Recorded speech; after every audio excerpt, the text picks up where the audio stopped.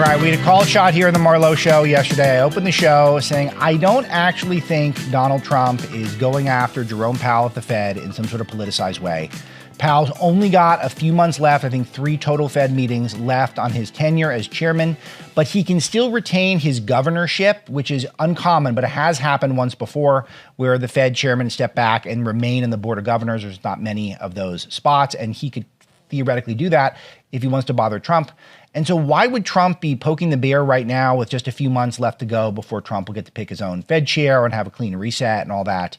And I said on the show, it didn't add up. It didn't seem as strategic as I would have thought. And lo and behold, we got some data, we got some information earlier today to suggest that the Fed has actually been avoiding complying with requests from Jeanine Pirro's office. And that was why some of the escalation has taken place. It's all routine stuff regards to the overhaul of the Fed building that Jerome Powell's overseeing, and that a lot of people believe he hasn't been entirely honest about.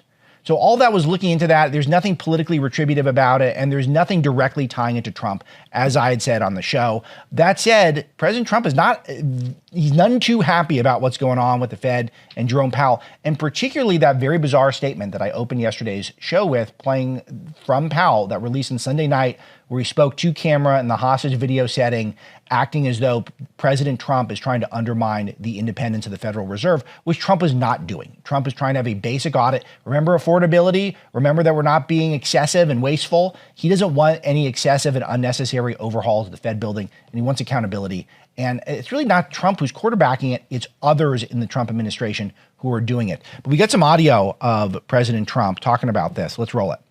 He's billions of dollars over budget, so he either is incompetent or he's crooked. I don't know what he is, but he doesn't do a very good job. Yeah, he's incompetent or crooked.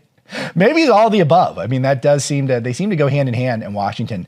But it's really interesting to see, if you go to my account on X, the Everything app, where I'm at Alex Marlow, the Democrats, which is an official Democrat Party account, put out an image of Jerome Powell, and it's just a really cool shot of him looking almost like he's in Reservoir Dogs or something, like he's some sort of a cool guy in a sharp suit, and they may have even photoshopped it to make him look a little extra skinny and fashionable. And the caption is, "Public service requires standing firm in the face of threats." These are perceived threats. They're not real threats. He's not really under threat here. So he needs to just come in under budget and get the thing done and have accountability and comply with any requests that people who want to audit and have oversight. Any requests they have, and then you're all good. They've been avoiding answering questions. That's why they're getting attention right now, because when you avoid people in the government, then they tend to fight back. It's how things go.